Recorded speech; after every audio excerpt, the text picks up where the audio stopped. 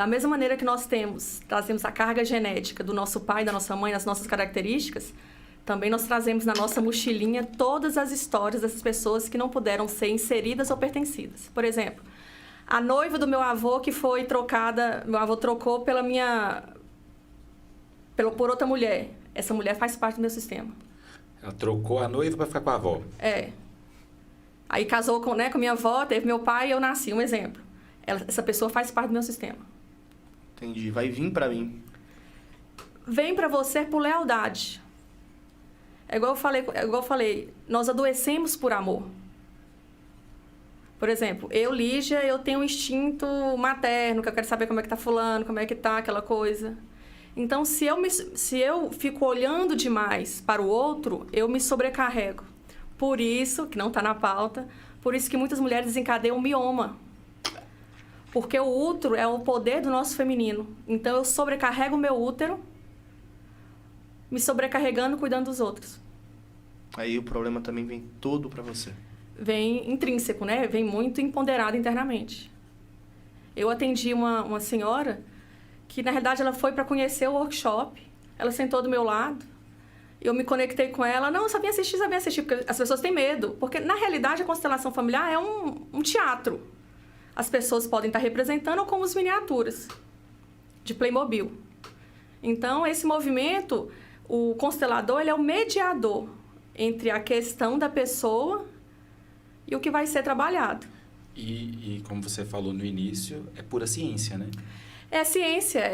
A constelação ela é um conjunto de ciências, da psicanálise, psicoterapia, entre a questão pedagógica, que tem muitos casos também, porque a pessoa não aprende. Então, o mediador, ele é o interpretador daquilo tudo que está acontecendo de acordo com os campos, né, das pessoas. Nos campos. Então, por exemplo, quando eu volto para... quais são... tem vários casos de obesidade. Então, pode ser algum trauma que a pessoa teve. Então, por exemplo, na minha família, eu não tive nenhum abuso sexual, mas alguém do meu sistema, ou uma tia, uma prima, teve.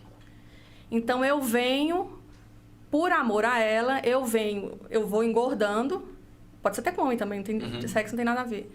Eu venho engordando, porque quanto mais eu colocar uma capa de gordura em mim, eu não vou chamar atenção. Entendi. Você vai É uma maneira de proteger. Violência psicológica também. Também. Aqueles pais mais brutos, né? Que tem uma criação mais antiga, que batiam muito, que espancavam as pessoas, pode acontecer isso também? Muito. Por exemplo, eu tenho um caso de uma pessoa que eu atendo que ela está desencadeando anorexia. Meu Deus. Porque ela veio de um sistema familiar do pai e da mãe, que o pai era agressivo, batia muito nela. E ela ficava com raiva pequenininha. O que ela fez? Ela casou com um homem igual ou 10 vezes pior. Que além de agredir ela, abuso psicológico, abusos físicos. Então, só que ela está interligada à bisavó dela, que sofreu muito com o bisavô. E a anorexia é o quê? A anorexia é a pessoa olhando para a morte. Então, eu deixo de comer para mim ir para a morte. É o caminho para a morte. É o caminho. Ela está se entregando, praticamente? Se entrega. Então, antes da anorexia, para não chegar nesse nível forte, tem a bulimia.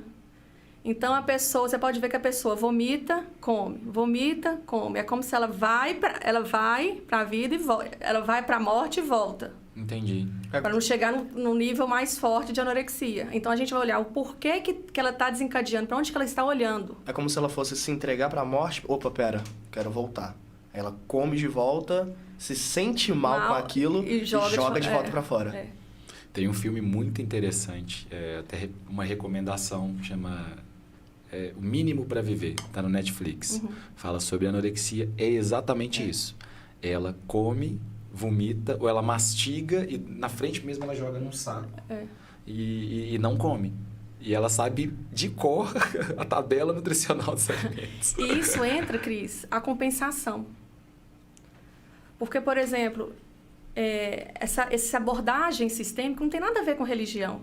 Sim, é ciência, né? É uma ciência. Só que, tipo assim, quando a gente fala de fenomenologia, você não pega. É que nem tipo energia, empatia, estou me conectando. A gente sabe que existe, mas não vê, igual não feromônio. pega. Você consegue sentir o cheiro, mas você não consegue pegar. Você não consegue apalpar. Não é palpável, mas o corpo entende que é. Só que quando a gente fala de não comer ou comer demais, eu estou compensando aquela pessoa que não pode estar no meu lugar. Por exemplo, numa família, quando uma da família se destaca muito, ganha muito dinheiro, o que acontece? Por exemplo, os pais não têm dinheiro e o filho sobressai. Ele tem necessidade de dar dinheiro aos outros, ajudar as pessoas, porque é uma maneira dele compensar o que os pais não tiveram dinheiro.